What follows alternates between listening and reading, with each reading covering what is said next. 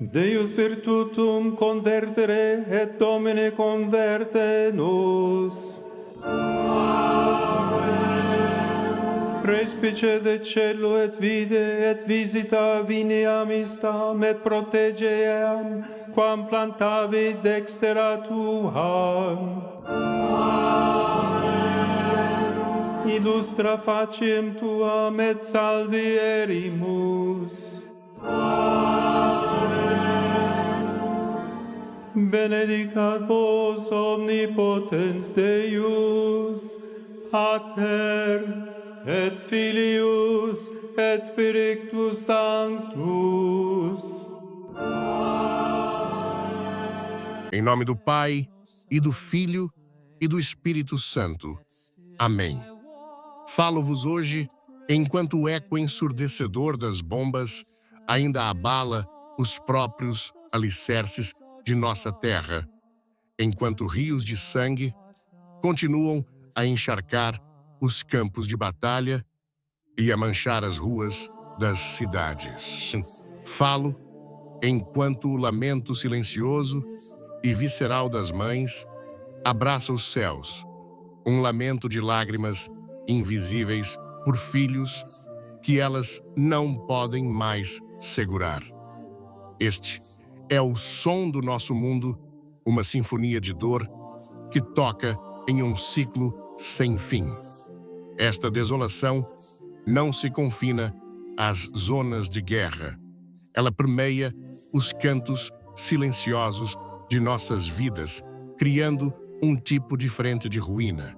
É o silêncio sagrado de um santuário deixado em escombros no coração de uma cidade estilhaçada. É o silêncio perdido de uma criança vagando pelos destroços, seus gritos por uma mãe engolidos pelo vazio. E o mais aterrorizante de tudo é o silêncio da alma. Uma alma que esqueceu as palavras da oração, porque não acredita mais que alguém esteja ouvindo uma alma que não encontrou paz nas promessas dos homens. E assim eu venho diante de vós, um servo indigno de Cristo, e me ajoelho interiormente com uma alma dilacerada e uma voz trêmula.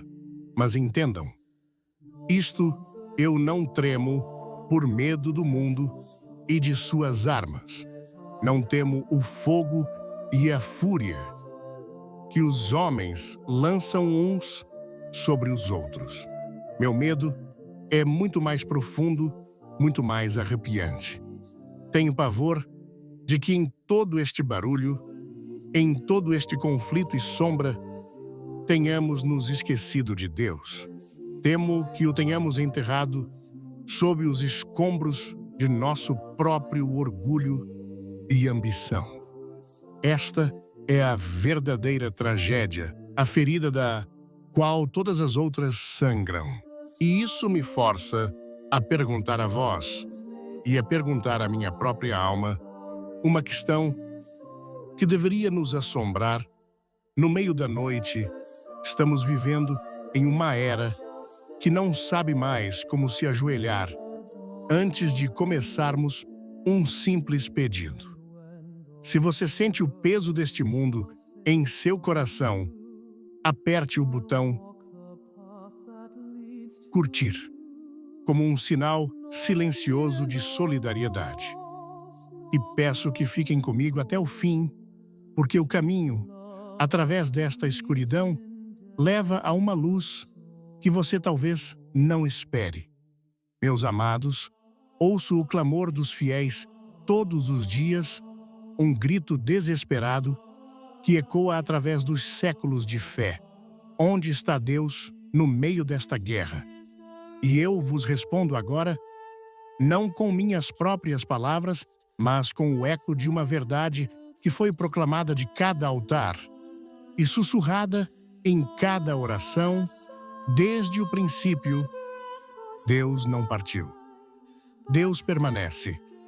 Deus espera. É o homem que fugiu. É o homem que sistemática e arrogantemente expulsou Deus de suas leis, de seus lares, de suas decisões e, em última instância, do próprio santuário de seu coração. E sem Deus, toda paz é um fantasma, uma trégua frágil, como vidro, um pacto vazio, estilhaçado pela mais leve brisa de egoísmo. Olhamos para o caos do nosso mundo e perguntamos por quê, mas nos recusamos a olhar para a fonte. Buscamos a paz nos próprios lugares de onde ela foi banida. Que paz o mundo pode verdadeiramente oferecer quando enterrou Deus sob os escombros de seu próprio orgulho? De que servem os salões dourados da diplomacia, as mesas redondas polidas de negociação, as cúpulas entre nações, se o coração humano se tornou mais duro que a pedra? Quem pode genuinamente falar de paz se primeiro não chorou por seus inimigos? Fomos enganados por uma grande ilusão. Passamos a acreditar que a paz é um produto da engenhosidade humana, uma construção delicada de tratados sanções e cessar-fogos. Pensamos que ela pode ser fabricada nas câmaras estéreis do poder, assinada para existir com tinta no papel. Mas estes são meros curativos temporários em uma ferida mortal. A paz de que o mundo precisa não pode ser construída com acordos. Ela não é construída, ela é recebida. Não é uma negociação, é um dom. É uma graça que desce do céu, mas só descerá sobre um terreno que foi preparado para ela. E nós passamos gerações envenenando o solo. Sejamos honestos conosco mesmos, pois a verdade, embora possa doer, é o único caminho para a liberdade autêntica. A história da salvação nos ensina uma lição implacável. Uma lição que parecemos determinados a não aprender. Quando o povo de Israel se afastou do Senhor, perdeu sua força e sua unidade. Quando retornou à aliança, pôde novamente erguer a cabeça e encontrar a vitória. O mesmo é verdade hoje para nossas nações modernas, tão confiantes em seu poder tecnológico, mas tão totalmente frágeis em seu espírito. Elas podem conquistar territórios, mas nunca dominarão a alma. Podem impor sanções, mas nunca dobrarão a consciência. Porque a verdadeira vitória, a única que perdura, além da decadência do tempo, é a vitória do amor sobre o ódio, do perdão, sobre a vingança da graça, sobre o pecado. E essa vitória não começa em um parlamento ou em um campo de batalha. Começa no oculto, no invisível, no pequeno, no coração, que ousa rezar, na criança que oferece sua dor na idosa, que jejua pela conversão dos poderosos. Lá naquilo que o mundo despreza, Deus constrói sua paz inabalável. A alma moderna acostumou-se a viver sem um céu. Baixamos nosso olhar, deixamos de olhar para as estrelas e esquecemos que fomos criados para a eternidade. Em vez de acender velas, forjamos armas. Em vez de construir altares, erguemos muros. E o resultado é este horror que testemunhamos agora: nações em ruínas, povos inteiros, chorando, famílias fugindo, com os poucos pertences que podem carregar, enquanto o rugido dos canhões substitui o hino da Ave Maria. O cerne do problema, o próprio motor de nossa destruição, é um deslocamento espiritual catastrófico. Quando o homem se coloca no centro do universo, a paz inevitavelmente recua para a periferia. Quando nosso próprio ego se torna o sol em torno do qual tudo o mais deve orbitar, então nossas leis, nossas famílias e nossas próprias vidas se tornam frias escuras e caóticas. Escrevemos Deus para fora de nossas constituições, substituindo a lei eterna pelos caprichos mutáveis da conveniência política. Nós o expulsamos de nossos lares, substituindo o terço em família pela luz azul de uma tela, substituindo a igreja doméstica por uma mera coleção de indivíduos compartilhando um teto, mas não uma alma. E mais tragicamente, nós os silenciamos em nossa consciência, abafando seu sussurro silencioso com as constantes e gritantes exigências de nossos próprios desejos. Tornamo-nos nossos próprios falsos deuses, e o mundo que criamos à nossa imagem é um mundo de conflito perpétuo, porque um mundo de 1 milhão de deuses é um mundo com 1 milhão de guerras. Olhe ao seu redor e você verá a manifestação física deste exílio espiritual. Aquele santuário em ruínas, no meio de uma cidade destruída, não é meramente uma tragédia de arquitetura. É um símbolo perfeito e horripilante da alma moderna.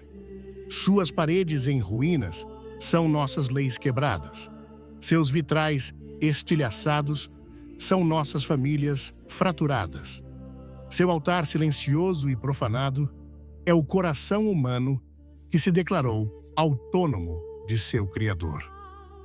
Transformamos o templo do Espírito Santo em uma casca oca, e então ficamos em meio aos escombros e nos perguntamos por que nos sentimos tão vazios, tão frios, tão desesperadamente sós. Nos perguntamos por que a paz não vem. A paz não pode habitar em uma ruína. Não pode crescer em um terreno baldio. Ela só pode nascer em um templo que foi reconsagrado. Portanto, a paz que buscamos não começa com um tratado, mas com o arrependimento. Começa com o reconhecimento profundo e avassalador de que perdemos nosso caminho. Nasce de um coração que, como o filho pródigo, finalmente vê a imundície em que está vivendo e se lembra do calor e da luz da casa do Pai. A paz verdadeira e duradoura é o resultado direto da justiça e da misericórdia. Mas estes não são conceitos humanos. A justiça que traz a paz é o ato de restaurar Deus ao seu devido lugar como o centro de nossas vidas. E a misericórdia que traz a paz é o amor avassalador e imerecido que Deus derrama sobre nós no momento em que decidimos voltar. Não pode haver paz sem esta justiça e nenhuma justiça sem a verdade. E essa verdade não é uma ideia ou uma ideologia, é uma pessoa, Jesus Cristo. Ele é a nossa paz. Qualquer tentativa de construir a paz que não comece com Ele é como construir uma casa sobre a areia, destinada a um colapso espetacular e desolador. A fundação deve ser refeita. O templo deve ser reconstruído, pedra por pedra viva, começando no santuário silencioso de cada coração contrito.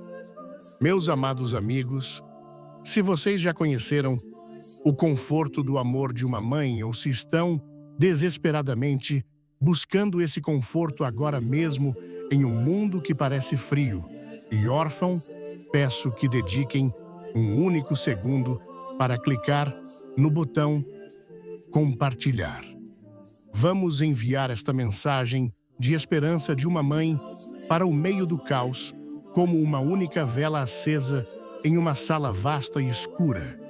Neste abismo de nossa própria autoria, quando nossas soluções humanas se transformaram em cinzas em nossas bocas e nossos tratados se tornaram pedaços de papel sem valor, devemos erguer nossos olhos, pois no silêncio ensurdecedor que se segue às explosões, no espaço sagrado, entre o choro do mundo e a misericórdia de Deus, uma figura caminha. Quero que contemplem isso com os olhos de vossa alma, pois quando o mundo se recusa a ouvir a razão, Deus abre nossos olhos com milagres da graça.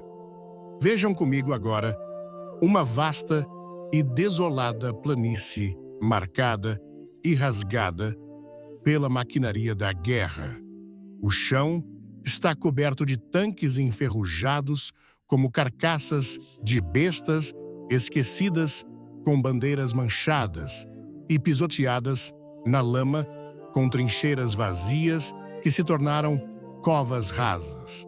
O próprio ar está denso com o fedor de pólvora e desespero. É uma paisagem de desolação absoluta. Mas então, através da fumaça e das sombras, ela vem. Uma mulher vestida de um branco tão puro que parece chorar pela imundícia ao redor, caminha por esta desolação. Ela não carrega nenhuma arma, não veste nenhuma armadura, não é flanqueada por exércitos ou emissários. Em suas mãos, ela segura apenas um simples rosário. Ela não grita ordens, não faz discursos, não levanta a voz contra a escuridão. Ela simplesmente caminha e chora. E um milagre se desdobra a cada passo seu. A cada pisada sobre a terra queimada e encharcada de sangue, uma única e impossível flor brota através da sujeira e floresce. A cada lágrima que cai de seus olhos tristes, o solo envenenado sob seus pés é curado e restaurado. Os soldados congelados em seu ódio param de lutar suas armas de repente, parecendo pesadas e inúteis em suas mãos, enquanto a observam passar. As crianças órfãs, que estavam escondidas com medo, correm para ela, e ela não fala, mas simplesmente as reúne, na segurança de seu manto. Os muros de ódio e divisão que os homens passaram gerações construindo parecem desmoronar em pó com sua aproximação silenciosa. E naquele momento de profunda contemplação, eu entendi. Era Maria, a mãe, e sua própria presença revelou a verdade fundamental do Evangelho, proclamada desde o início dos tempos, que os humildes herdarão a terra e que a vitória final do reino não virá através do poder brutal das armas, mas através do poder avassalador e transformador da graça. Maria não veio para impor a paz. Ela veio para transformar o próprio solo sobre o qual a guerra é travada. Ela é a personificação viva de um tipo diferente de poder. Um poder que o mundo esqueceu como reconhecer. Sua procissão silenciosa, através daquele campo de batalha, é um espelho aterrorizante e belo, erguido para a alma do homem moderno.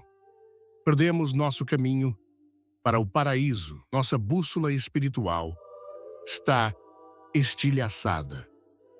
Procuramos a paz em todas as direções, exceto para cima. Vejam o contraste. Ela caminha em silêncio, enquanto nossas vidas estão repletas de um ruído desesperado e interminável. Uma barragem constante de informações, opiniões e distrações, projetadas para nos impedir de jamais encarar o vazio interior. Ela segura o rosário, uma corrente que a liga ao céu, enquanto nós estamos acorrentados pelas correntes de nossos próprios apetites, nossas ambições, nossas ideologias. Suas lágrimas trazem vida da morte, enquanto nossas ações orgulhosas semeiam apenas mais desolação. Somos um povo engajado em uma guerra interna frenética e o caos externo do mundo é meramente o sintoma inevitável dessa doença interior. Esquecemos que o primeiro campo de batalha a ser conquistado é aquele que se enfurece dentro de nossos próprios corações. Não pensem por um momento que esta é apenas uma imagem poética ou um sonho piedoso. Esta é uma realidade que irrompeu em nossa história repetidas vezes. Isto não é teoria, é testemunho. Pensem em Fátima, quando esta mesma mãe apareceu a 3 pastorinhos e alertou sobre um mundo à beira de uma guerra pior e da disseminação dos erros da Rússia. Qual foi a sua solução? Não uma estratégia política ou uma aliança militar. Foi um apelo, o pedido desesperado de uma mãe: rezem o rosário todos os dias para obter a paz para o mundo. Foi um chamado para pegar esta arma humilde de contas e orações como a única defesa eficaz contra uma ideologia que buscava arrancar Deus do coração da humanidade. Pensem nos muros aparentemente invencíveis do comunismo que dividiram a Europa por décadas. Não foi uma barragem de mísseis que os derrubou. Foi uma revolução espiritual, uma revolução do rosário, alimentada pela fé inabalável de milhões em lugares como a Polônia, liderada por um filho daquela terra, São João Paulo II, que era totalmente devoto a ela. Ele confrontou impérios não com tanques, mas com um rosário na mão.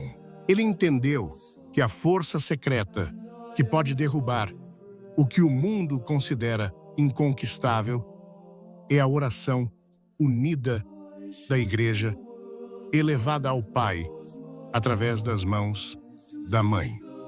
Os muros caíram não apenas por causa da pressão política, mas porque um cerco implacável de oração havia enfraquecido suas fundações de dentro do reino espiritual. E mesmo em nosso tempo, eu ouvi as histórias. Eu li as cartas. Lembro-me de uma mensagem de uma família síria deslocada e destroçada por uma guerra que lhes roubara tudo, sua casa, sua segurança, até mesmo um de seus preciosos filhos. Eles estavam me escrevendo de um campo de refugiados, mas a carta deles não era um pedido de ajuda material, era um testamento de fé. Santo Padre, escreveu a mãe, não sabemos se teremos novamente um lar nesta terra, mas ainda temos nosso rosário. E enquanto pudermos rezá-lo juntos, sabemos que não estamos verdadeiramente sozinhos.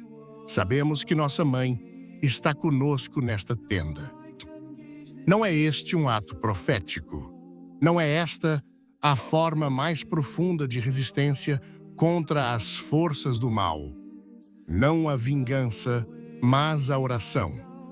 Não o ódio, mas uma fé que se apega à promessa de uma mãe no coração da escuridão.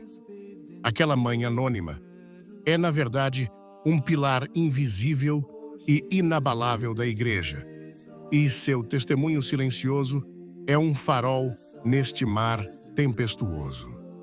Portanto, meus amados filhos, eu vos imploro, eu vos rogo, com toda a força que o Espírito me deu, não abandonem o rosário.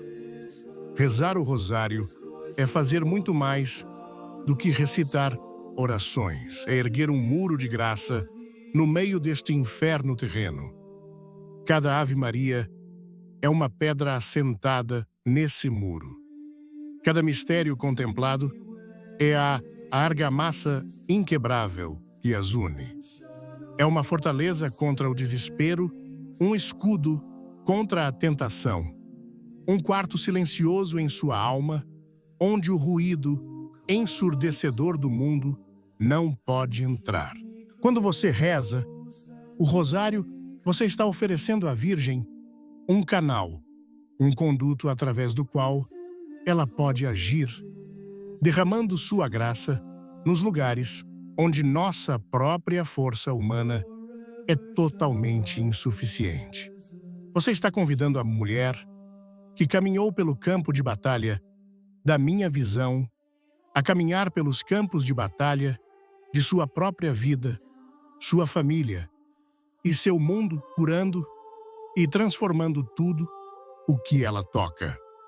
Cada rosário rezado com fé é um golpe direto no reino das trevas. É uma corrente que prende as forças do mal e uma linha de vida que puxa as almas para o coração de seu filho. Peguem esta corrente, esta arma do céu, e tornem-se um verdadeiro guerreiro pela paz. Antes de aprofundarmos, quero pedir que façam algo muito simples. Na seção de comentários, quero que digitem apenas uma palavra, o nome da sua família, seu cônjuge, seu filho, seu pai ou mãe. Apenas um nome. Porque o que vamos discutir não começa nos salões do poder, mas ali mesmo, com essa pessoa. Que este seja o seu primeiro passo para transformar esta mensagem de palavras em ação. Meus caros amados, sei o que muitos de vocês estão pensando enquanto ouvem. Vocês ouvem sobre essas grandes batalhas espirituais, sobre a Virgem Maria, caminhando por zonas de guerra, sobre a luta cósmica entre o céu e o inferno, e sentem uma sensação de impotência esmagadora. Vocês olham para a própria vida, a rotina diária do trabalho, as contas a pagar, as discussões que se repetem, o cansaço silencioso no final do dia e perguntam: o que eu posso fazer? Não sou diplomata. Não sou general. Não sou santo. Como posso trazer paz a um mundo em chamas, quando mal consigo encontrar paz em minha própria casa?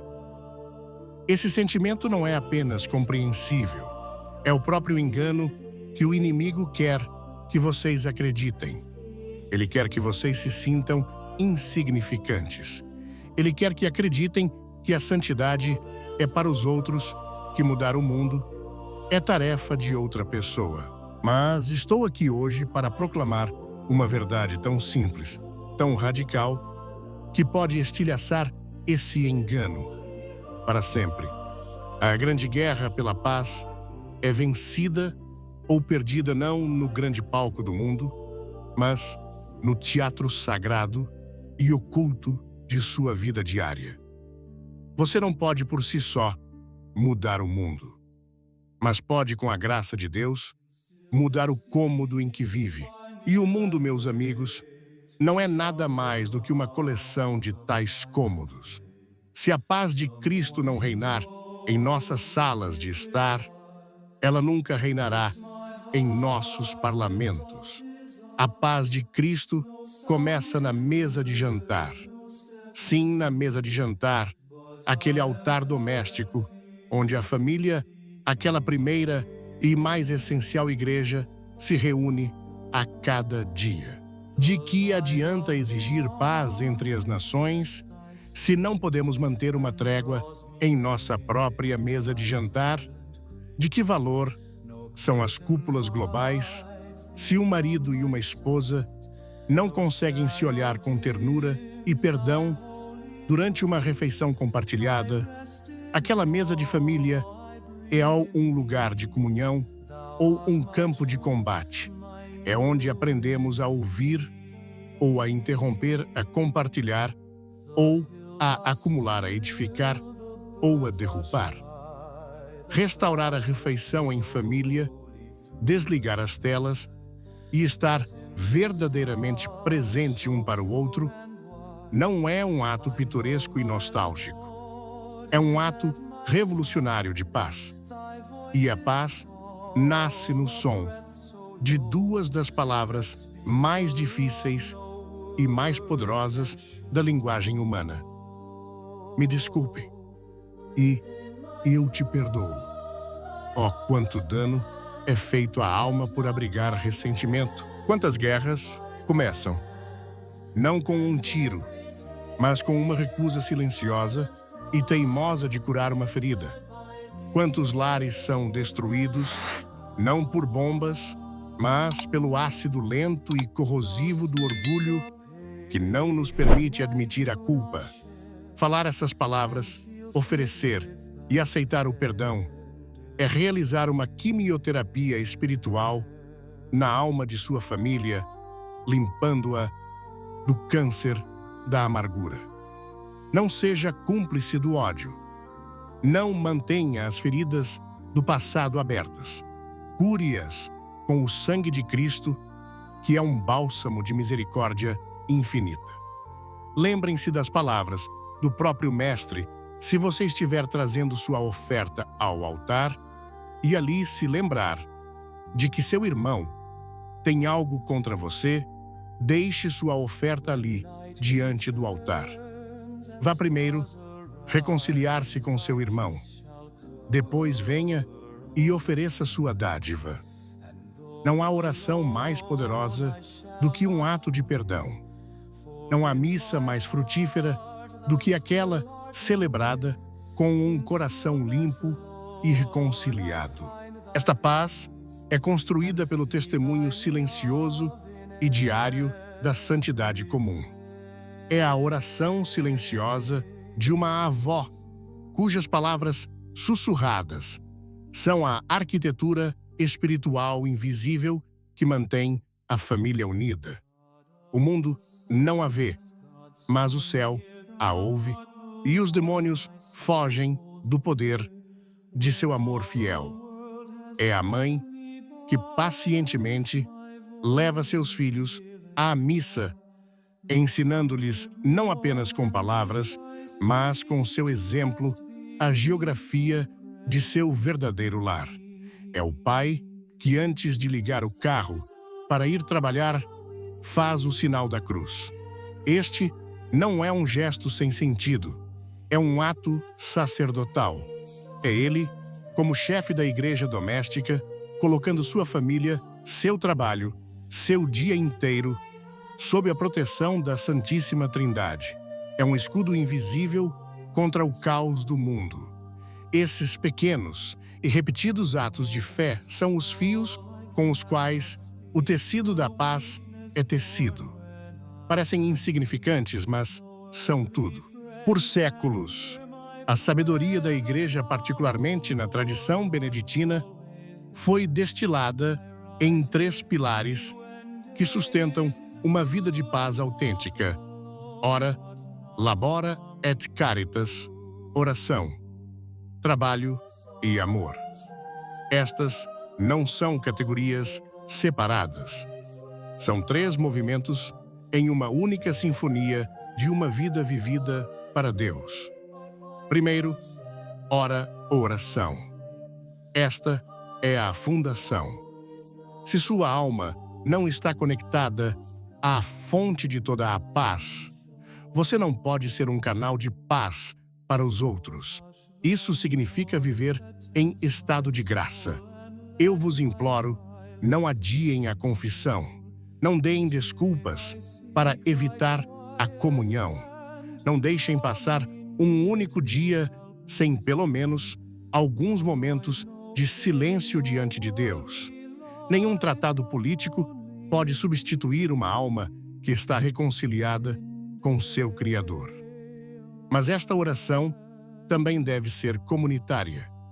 Eu vos exorto, com a autoridade que Cristo me confiou, voltem a rezar em família. Voltem ao rosário compartilhado. Voltem à bênção antes das refeições, ao crucifixo na parede. Reedifiquem o altar em seu lar, não um altar de pedra, mas um altar de amor, serviço e fidelidade. Um lar onde se reza é uma fortaleza contra o caos do mundo. Segundo, labora trabalho. Um cristão que reza, mas é desonesto ou preguiçoso em seu trabalho, ainda não entendeu a encarnação. Nosso trabalho seja em um escritório, um campo, um hospital ou em casa, é nossa participação no ato contínuo de criação de Deus. Como ensinou São João Paulo II, o trabalho é uma dimensão fundamental da existência humana na Terra. Através do nosso trabalho, trazemos ordem, provemos para nossas famílias, servimos ao bem comum. Ser honesto em seus negócios, ser diligente em seus deveres, ser justo com seus funcionários e respeitoso com seus empregadores, isso é ser um construtor da paz. Quando trabalhamos com integridade e espírito de serviço, santificamos o mundo de dentro para fora. Infundimos o secular com o sagrado. Esta é uma forma poderosa de testemunho em um mundo que tantas vezes promove uma cultura de ganância e de tomar atalhos. E, finalmente, Caritas Amor. Este é o terceiro pilar, mas é também o resultado dos dois primeiros. É o fogo que se acende quando a madeira do nosso trabalho é incendiada pela centelha divina da nossa oração. Como o Catecismo da Igreja Católica afirma tão belamente, a paz é o efeito da caridade. O amor não é um sentimento, é uma decisão. É um ato da vontade. É a escolha de ser paciente quando se quer gritar.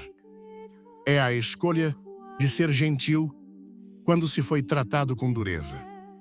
É a escolha de edificar com suas palavras nas redes sociais em vez de semear o ódio. É a escolha de ver Cristo nos pobres, nos sofredores e até nos irritantes. Toda vez que você escolhe amar mesmo quando dói, toda vez que você escolhe rezar mesmo quando é difícil, toda vez que você escolhe abençoar mesmo quando foi ferido, você está participando da maior revolução da história, a revolução do Evangelho. Portanto, não fiquem paralisados pela escala do sofrimento do mundo. Comecem onde vocês estão. Sejam apóstolos da paz, não com grandes discursos, mas com o testemunho silencioso do bem. Não com cartazes de protesto, mas com o rosário entre as mãos. Não com violência but, com o perdão nos lábios. A paz é como uma pedra atirada em um lago tranquilo. Suas ondulações se estendem muito além do que podemos ver. Assim também, cada pequeno ato de amor, cada oração oferecida, cada sacrifício feito, gera frutos invisíveis que só o céu conhece. Sejam semeadores dessa paz com coragem, com humildade, com perseverança, porque o seu esforço unido ao de tantos outros pode e vai inclinar a balança do mundo para a misericórdia. Meus amados, se vocês acreditam que até mesmo uma única centelha de luz pode desafiar a escuridão, que a fé de uma pessoa pode mudar a atmosfera espiritual de uma sala, uma cidade ou uma nação, peço-lhes agora que simplesmente digitem a palavra esperança nos comentários abaixo. Vamos ver quantas luzes podemos acender juntos neste momento, criando uma constelação virtual de testemunhas contra a noite. Agora, permitam-me passar do abstrato para o encarnado, dos princípios para as pessoas.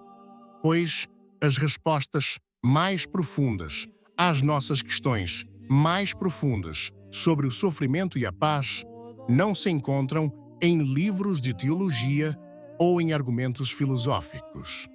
Elas se encontram escritas na carne e no sangue de pessoas comuns que, pelo mistério da graça, se tornam testemunhas extraordinárias. A Igreja não é um edifício de pedra e argamassa nem é uma instituição de pessoas perfeitas. A igreja já é um corpo vivo, e ela está mais viva, mais verdadeiramente ela mesma, não na glória imaculada de suas basílicas, mas nas feridas deste mundo partido. Quero compartilhar com vocês agora alguns desses evangelhos vivos, histórias que guardo em meu coração, como relíquias sagradas. Histórias de testemunhas silenciosas, cuja fé é um rugido ensurdecedor contra o desespero de nossa era. Cada uma delas é um pilar que sustenta o templo invisível da esperança. A primeira história chega até mim em um pedaço de papel gasto e manchado de lágrimas de um campo de refugiados no Oriente Médio. Foi escrita por uma mãe síria. No caos da guerra, ela que havia perdido tudo o que o mundo considera valioso. Sua casa era um monte de escombros. Seu marido fora morto. Seu filho mais velho, um menino cheio de vida e riso, fora levado pela violência. Ela ficou com seus filhos mais novos em uma tenda empoeirada e varrida pelo vento, cercada por um oceano de perdas. Sua carta, que viajou 1000 milhas para chegar à minha mesa, não continha nenhum pedido de comida, de remédios, de um visto para um país mais seguro. Ela não pediu nenhuma das coisas de que precisava desesperadamente. Seu pedido era por uma única coisa. Santo Padre, escreveu ela com a caligrafia trêmula, mas clara. Não peço um novo lar. Não peço conforto.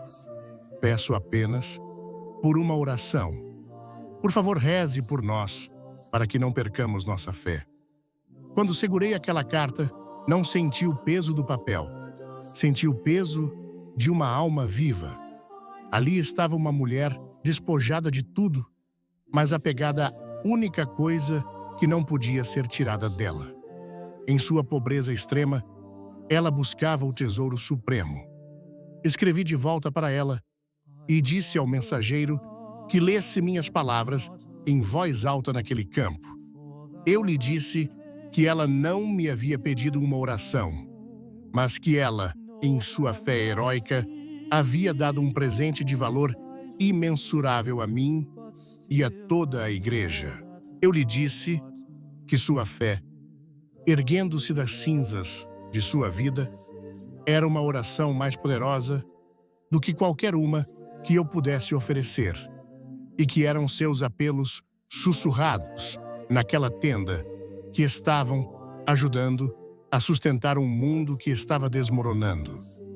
Disseram-me mais tarde que quando a carta foi lida, todo o campo ficou em silêncio, e então um choro baixo pôde ser ouvido, não o choro do desespero, mas o choro do reconhecimento, as lágrimas de um povo que em seu abandono foi subitamente lembrado de que não fora esquecido por Deus, porque um dos seus se recusara a esquecê-lo. Essa mesma luz, essa resistência nascida da fé, brilha intensamente de outro campo de dor nas terras devastadas pela guerra da Ucrânia. De lá, um jovem pouco mais que um menino enviou-me um pequeno e humilde pacote. Dentro havia um crucifixo simples, rudemente esculpido. Era pesado para seu tamanho e escuro, quase preto. A carta que o acompanhava explicava o porquê. O jovem o havia feito ele mesmo. Ele caminhara pelas ruínas fumegantes do que fora a casa de seu vizinho. Uma casa incinerada por um ataque de míssil. Ele não procurou por bens recuperáveis. Ele juntou as cinzas.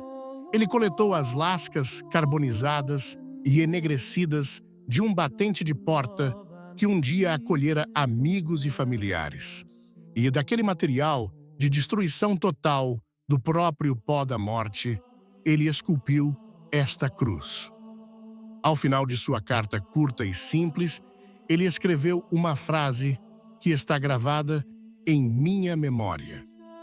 Ele escreveu: "Estas cinzas não apagarão a luz que carrego em meu coração." Vocês conseguem ver a profundidade assombrosa deste testemunho? Este jovem, cercado por uma cultura de morte, realizou um ato de criação radical. Ele pegou o produto final, literal, da violência cinzas e o forçou a se tornar um sinal de salvação. Ele estava vivendo em suas próprias mãos todo o mistério pascal. Ele entendeu, talvez mais profundamente do que muitos teólogos, que a cruz não é um instrumento de derrota, mas o lugar onde Deus pega o pior absoluto que a humanidade pode fazer e o transforma no melhor absoluto que seu amor pode oferecer. A fé daquele jovem não apenas sobreviveu ao fogo, ela usou o fogo como sua matéria-prima. Ele estava proclamando ao mundo que não há escuridão tão completa, nenhuma destruição tão final que possa superar a luz de uma única alma que carrega Cristo dentro de si. E este ato de criar um espaço sagrado em meio à profanação não é um milagre isolado. Leva meu coração a um irmão sacerdote que serve em uma aldeia na África que havia sido aterrorizada por militantes. O objetivo deles era apagar a presença cristã. E então, eles fizeram o que tais forças sempre fazem, foram ao coração. Eles incendiaram a igreja da aldeia até o chão. Na manhã seguinte, as pessoas emergiram para ver uma ruína fumegante e enegrecida, onde sua igreja, o centro de suas vidas, estivera. Estavam de coração partido, aterrorizados e se sentiam totalmente abandonados. Mas seu sacerdote não fugiu. Ele não se desesperou. Ele caminhou para o centro daquela ruína enquanto as cinzas ainda estavam quentes sob seus pés. Ele pegou 2 vigas carbonizadas e as colocou uma sobre a outra para formar uma cruz. Colocou uma simples mesa de madeira diante dela como um altar improvisado. E ali, sob o céu aberto, cercado pelos restos esqueléticos de sua igreja, ele se paramentou e começou a celebrar a Santa Missa. Quando alguém mais tarde lhe perguntou como ele pôde fazer isso, sua resposta foi a própria definição do sacerdócio. Ele disse: "O prédio se foi, mas a igreja está aqui. Se eu parar de celebrar a missa, meu povo pensará que Deus também os abandonou. Não posso permitir que isso aconteça." Vocês entendem? Aquele padre sabia que a igreja não é tijolo e argamassa. É o corpo de Cristo reunido em torno do altar. O inimigo pensou que, ao queimar o prédio, poderia extinguir a presença de Deus. Mas aquele padre, ao celebrar a Eucaristia, fez uma declaração mais poderosa do que qualquer fogo. Cristo está aqui. Cristo é inconquistável. Cristo permanece com seu povo, especialmente quando estão no crisol do sofrimento. Mas os campos de batalha nem sempre estão em terras distantes, marcados por fumaça e fogo. Às vezes, as guerras mais brutais são travadas nas câmaras silenciosas e isoladas do coração humano. Recebi uma carta de uma jovem na América que estava travando tal guerra. Ela era uma estudante universitária e havia caído em uma depressão profunda e clínica, uma escuridão alimentada pelo mundo cruel e vazio das redes sociais. Ela se sentia invisível, julgada e profundamente sozinha, à deriva em um mar de ruído digital. Em seu momento mais sombrio, remexendo uma gaveta, ela encontrou um rosário velho e simples que pertencera à sua avó. Ela não sabia mais o que fazer. Então, todas as noites, no escuro de seu quarto, ela começou a rezá-lo. Desajeitadamente, no início depois, com mais ritmo e intenção. Após vários meses, ela me escreveu. Sua carta era uma história de ressurreição.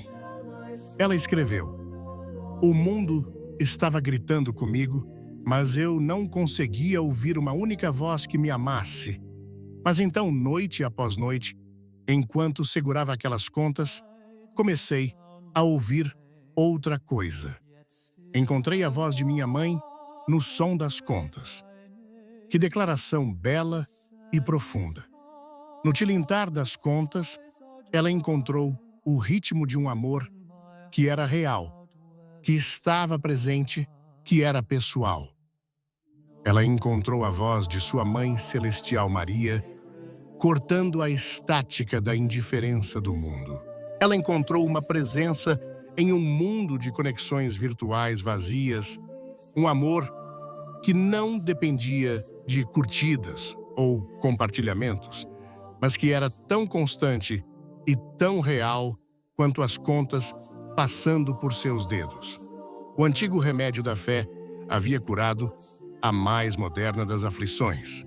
E essa busca por uma voz de amor, por um caminho para sair do isolamento, me leva a uma última testemunha. Um homem encerrado, não pela depressão, mas por barras literais de aço, em uma prisão violenta e superlotada na América Latina, um lugar de profunda desesperança.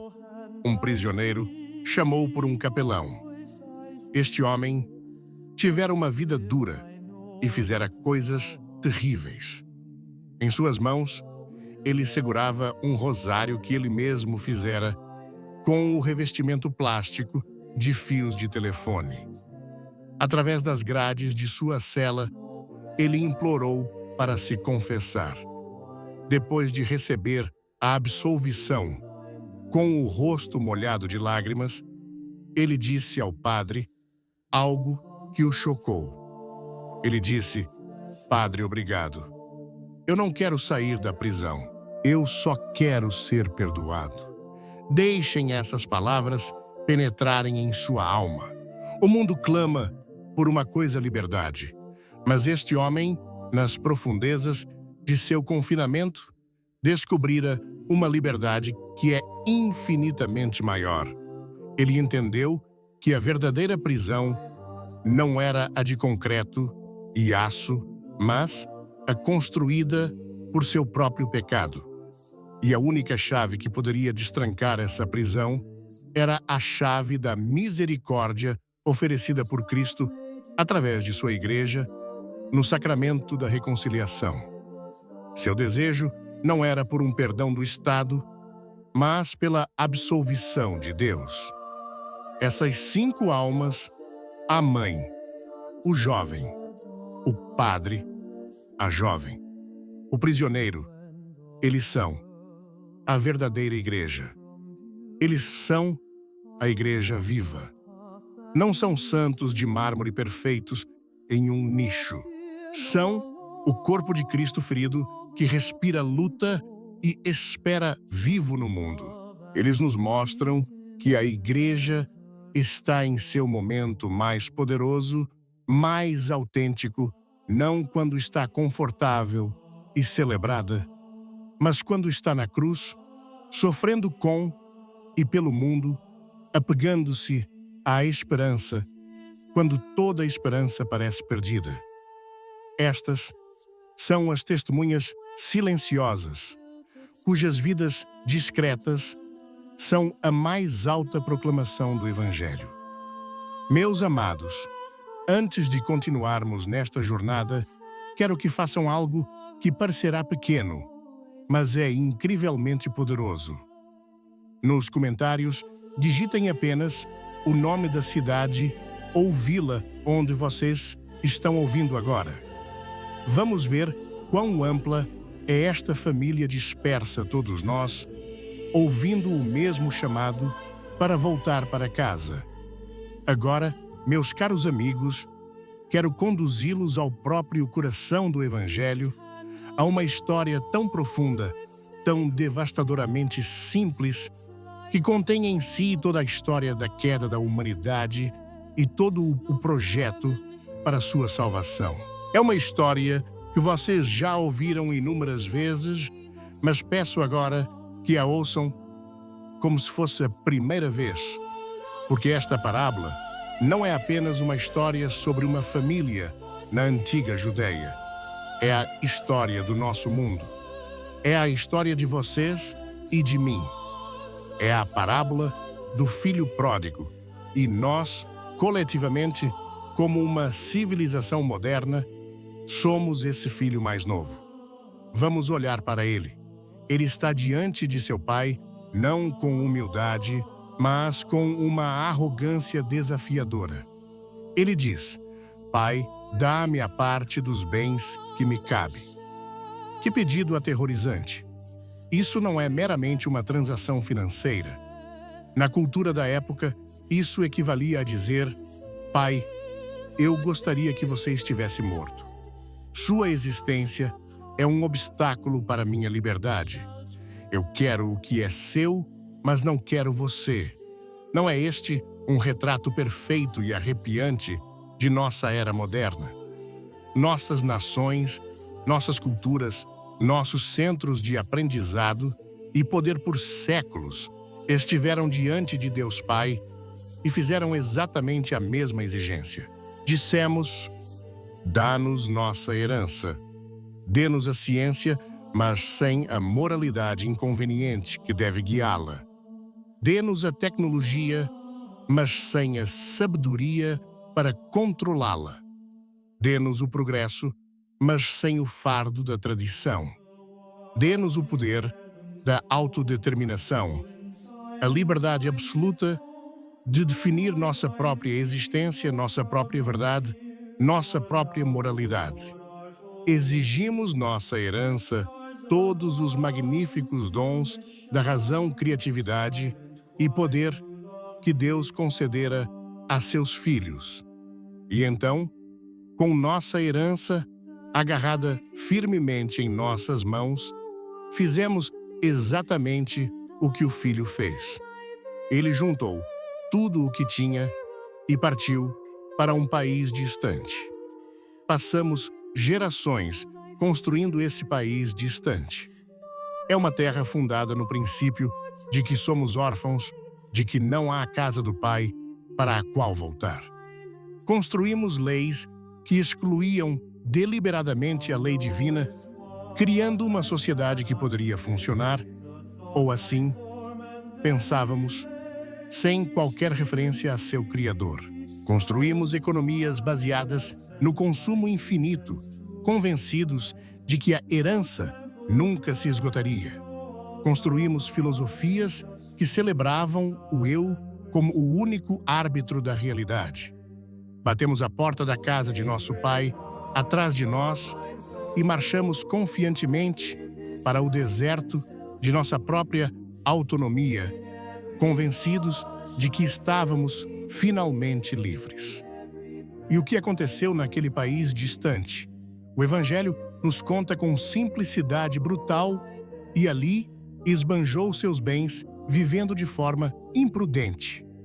Pegamos o dom da razão e forjamos ideologias que exigiram rios de sangue. Pegamos o dom da criatividade e produzimos uma cultura que muitas vezes celebra o feio, o nihilista e o profano. Pegamos o dom de nossa sexualidade e o transformamos em uma mercadoria, divorciando-o do amor, do compromisso e da nova vida, deixando um rastro de corações partidos e almas feridas. Pegamos o dom da terra e, em nossa ganância voraz, a ferimos talvez mortalmente. esbanjamos tudo. Temos vivido de forma imprudente. E então, vem a consequência inevitável. E quando ele havia gasto tudo, uma grande fome surgiu naquele país e ele começou a passar necessidade. Aqui, meus amados, é onde a parábola se torna nosso noticiário diário. Estamos vivendo na grande fome. E é uma fome de dois tipos. Primeiro, a fome literal, a manifestação física de nossa pobreza espiritual. O chiqueiro, na parábola, onde o filho criado à imagem de Deus está tão desesperado que anseia por comer a lavagem dada aos animais impuros, não é este o campo de refugiados. Não é a cidade bombardeada, onde as crianças procuram por restos. Não é a nação aleijada por uma pobreza que é o resultado direto da corrupção e da indiferença global de seus irmãos mais ricos. A fome é a guerra que consome nossos jovens. É a terra que geme sob nosso abuso. É a consequência física tangível e visceral de um mundo que tentou viver sem ser seu pai. Mas há uma segunda fome, uma que é mais profunda e de muitas maneiras mais dolorosa. É a fome que rói a alma, mesmo em meio à abundância material. É a inanição espiritual do Ocidente. É a fome desesperada por sentido em um mundo que oferece um buffet infinito de distrações, mas nenhum alimento real. É a fome por amor autêntico em uma cultura que promove conexões superficiais e descartáveis. É a fome por silêncio em uma era de ruído ensurdecedor que esmaga a alma. É a fome por verdade em uma era onde a própria verdade é considerada uma questão de opinião pessoal. É a fome por paz em um coração que está perpetuamente em guerra consigo mesmo, impulsionado pela ansiedade, inveja e um desejo insaciável por mais. Esta é a verdadeira fome. Este é o momento que o Evangelho descreve como quando o filho caiu em si. É o momento de clareza em meio à imundície, a súbita e horripilante constatação: estou morrendo de fome. E agora, meus amigos, a parábola faz uma mudança de perspectiva de tirar o fôlego que altera o mundo. Ela deixa o filho em sua miséria e volta seu olhar para o lar que ele abandonou. E o que vemos? Vemos um rei zangado, sentado em um trono, batendo o pé, esperando que a criança insolente volte rastejando para que ele possa dar uma palestra sobre responsabilidade fiscal. Vemos um juiz pesando os pecados do filho, preparando uma lista de penitências e punições. Não. Vemos algo tão escandaloso, tão contrário à lógica humana, que só poderia ser divino. Vemos um pai, o Evangelho diz, mas quando ele ainda estava longe, seu pai o viu e sentiu compaixão. Esta única linha desvenda toda a falsa imagem que já tivemos de Deus. O pai não estava sentado lá dentro, esperando. O pai estava observando. Ele estava na estrada. Ele estava perscrutando o horizonte, dia após dia, ano após ano. Ele não estava esperando por um pedido de desculpas perfeitamente ensaiado. Ele estava procurando por uma silhueta. Ele estava procurando pelo andar familiar de seu filho perdido. Ele não estava esperando em um trono de julgamento. Ele estava esperando na estrada poeirenta da misericórdia, expondo seu próprio coração à dor da saudade, esperando por nós. E quando ele vê o menino, o que ele faz? Ele corre. Naquela cultura, para um patriarca idoso, o chefe de uma família levantar suas vestes e correr era um ato escandaloso e indigno. Mas este é o amor imprudente, indigno e louco de Deus. Ele não se importa com sua própria dignidade. Ele só se importa com seu filho. Ele corre para diminuir a distância que o pecado criou.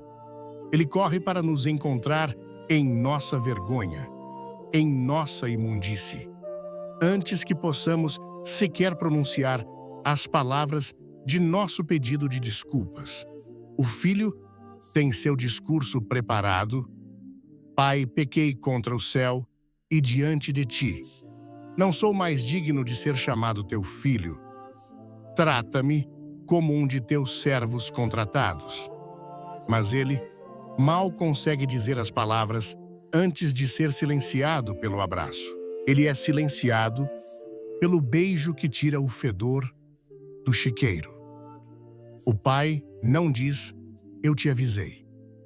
Ele não diz, vamos falar sobre seus erros. Ele grita para os servos, tragam depressa a melhor túnica e vistam-no, e ponham um anel em sua mão e sandálias em seus pés, e tragam o bezerro cevado e matem-no, e comamos e celebremos. Pois este meu filho estava morto e reviveu. Estava perdido e foi encontrado. Isso não é apenas uma boas-vindas, é uma restauração completa. A túnica cobre seus trapos de pecado com a veste da graça divina. O anel restaura sua autoridade e identidade como um verdadeiro filho. As sandálias são o sinal de um homem livre, não de um escravo. O pai não apenas perdoa, ele esquece.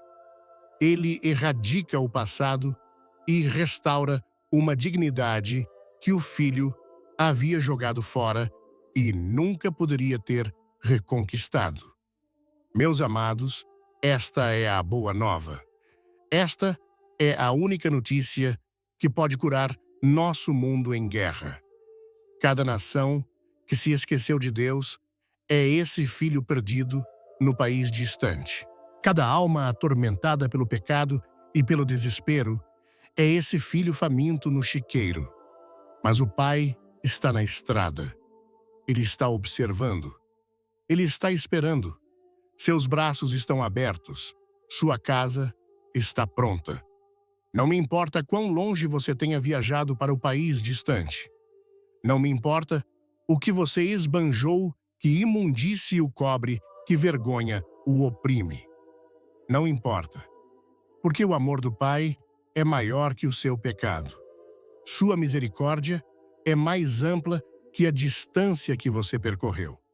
Seu desejo de que você volte para casa é mais poderoso do que seu desejo de ficar longe. Tudo o que você precisa fazer é dar um passo, um único hesitante e humilde passo de volta para casa. Porque ninguém, nenhuma pessoa, nenhuma família, nenhuma nação está jamais longe demais para não poder voltar. Meus amados, antes de concluirmos esta jornada sagrada, peço-lhes que façam algo muito simples, mas de um poder incomensurável. Na seção de comentários abaixo, não escrevam um elogio nem uma longa reflexão. Peço que escrevam apenas esta promessa curta e poderosa. Apenas 5 palavras: eu serei uma luz. Que este seja o seu selo nesta meditação, que seja o seu amém pessoal, o seu voto solene de levar a chama da esperança deste momento em diante para um mundo que chora e espera. Ao chegarmos ao final desta sagrada meditação, eu não os deixo com conclusões humanas complexas ou com palavras que o tempo possa apagar. Eu os deixo, ao contrário, com uma verdade única, eterna e avassaladora. O caminho para a paz em nosso mundo destroçado não começa em uma sala de comitês em Genebra. Não é rascunhado nos corredores das Nações Unidas. não é assinado e promulgado com uma caneta de ouro pelos líderes das nações. O caminho para a paz verdadeira e duradoura, a estrada que conduzirá a humanidade para fora do chiqueiro que ela mesma criou, começa na estrada empoeirada e manchada de lágrimas de volta para a casa do Pai. Começa, e só pode começar, com um único coração convertido. Nós já esgotamos todas as outras opções. Depositamos nossa fé na frágil arquitetura dos compromissos humanos e a vimos desmoronar repetidas vezes. A tinta de um tratado ainda não secou e os canhões já rugem para violá-lo. Confiamos em políticas econômicas para resolver a fome espiritual, oferecendo pão a almas que morrem de fome por um sentido na vida. Apoiamo-nos no poder de nossa tecnologia apenas para descobrir que aperfeiçoamos nossa capacidade de nos destruirmos uns aos outros com uma eficiência aterradora. Devemos finalmente aceitar a verdade que foi exposta por séculos de derramamento de sangue e dor. Nenhuma política, nenhum pacto, nenhuma revolução política pode substituir o poder de uma única alma reconciliada com Deus. Um mundo cheio de almas reconciliadas não precisaria de tratados de paz, pois a paz seria o próprio ar que respira. Um mundo de almas não reconciliadas pode assinar 1 milhão de tratados e ainda assim encontrará uma maneira de guerrear. O problema não está em nossos documentos. O problema está em nossos corações. Portanto, a única questão relevante que nos resta não é o que eles farão, mas sim o que eu farei. A jornada para casa, a jornada para a paz, começa agora para você. Não requer um gesto grandioso, mas uma série de pequenos e heróicos atos de amor e fé. E assim, ofereço-lhes não uma ordem, mas um convite sincero, um roteiro prático de volta ao abraço do Pai. Primeiro, eu os convido, eu lhes suplico, rezem com sua família. Não estou pedindo horas de devoção formal. Estou pedindo 3 minutos. Apenas 3 minutos.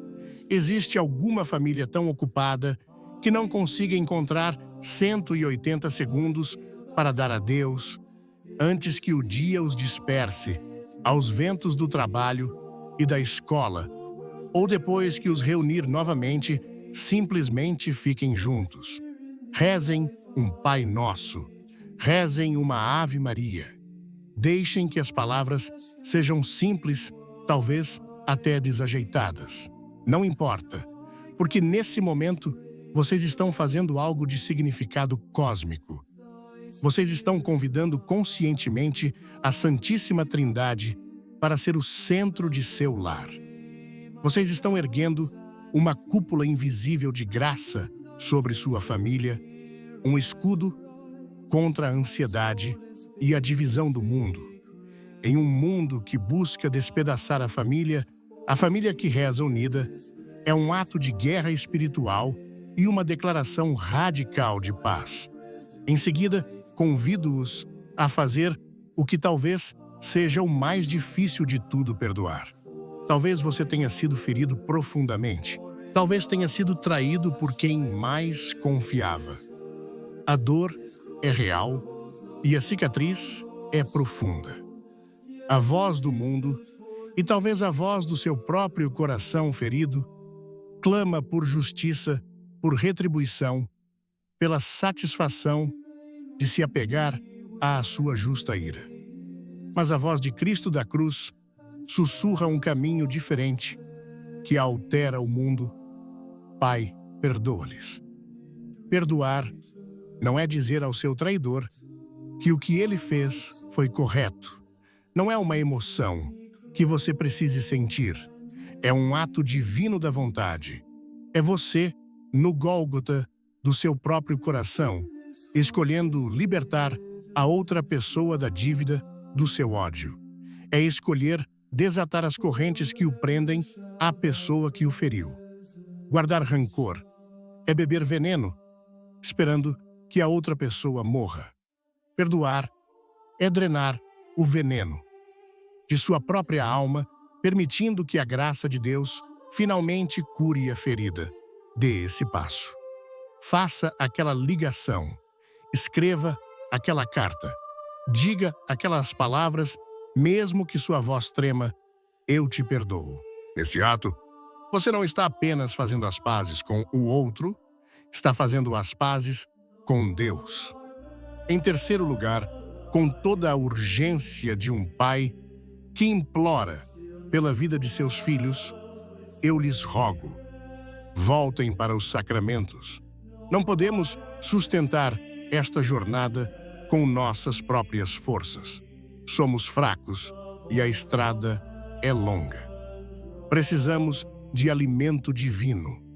Precisamos do remédio da misericórdia. Voltem para o sacramento da confissão. Não tenham medo. O confessionário não é um tribunal onde vocês são condenados. É o abraço do Pai, onde são acolhidos de volta. É o lugar onde a imundície do chiqueiro é lavada e vocês são novamente vestidos com a túnica da graça. E então, corram para a Sagrada Eucaristia. Corram para a Santa Missa. Estamos famintos e Cristo é o pão da vida. Em cada missa, a paz do céu toca a terra. Ao receber a Eucaristia, você não está recebendo uma coisa, está recebendo uma pessoa. Você está recebendo o Príncipe da Paz em pessoa no âmago do seu ser. Ele quer fazer do seu coração o seu trono. Permita que ele o faça. Não há fonte de paz maior em todo o universo do que uma alma que recebe regular e dignamente o corpo-sangue, alma e divindade de Jesus Cristo. Finalmente, eu os chamo para se tornarem uma luz. Ao ouvir isso, não pensem em grandes santos, cujo brilho ilumina os séculos. Não se desanimem com sua própria pequenez percebida. Deus não está pedindo que vocês sejam um farol que salva toda a frota em um furacão. Ele está pedindo que sejam uma única e firme vela na janela de sua própria casa, em seu próprio escritório, em seu próprio círculo de amigos. Sua luz não precisa ser grande, mas precisa ser real. O mundo está tão saturado de hipocrisia e performance. O que ele necessita desesperadamente é da luz silenciosa, humilde e inegável da autenticidade. É a luz de uma palavra amável, dita quando todos os outros estão fofocando. É a luz de um dia de trabalho honesto em uma cultura de atalhos. É a luz de um rosto alegre que não se baseia nas circunstâncias, mas em uma confiança profunda e permanente em Deus. É a luz de escolher abençoar quando se é amaldiçoado. Simplesmente seja quem você é em Cristo. Deixe o amor dele brilhar através de você de maneiras pequenas, consistentes e genuínas. Você não faz ideia de quão longe a luz de uma pequena vela pode viajar em um quarto profundamente escuro. Meus amados, a jornada para casa está diante de nós. O Pai está na estrada, observando, esperando com os braços abertos. Não esperem que o mundo mude. Não esperem que a paz seja declarada por outros. Que ela seja declarada hoje na nação soberana de sua própria alma. Façam a escolha. Deem o primeiro passo. Perdoem a dívida. Rezem a oração. Recebam a graça. sejam a luz.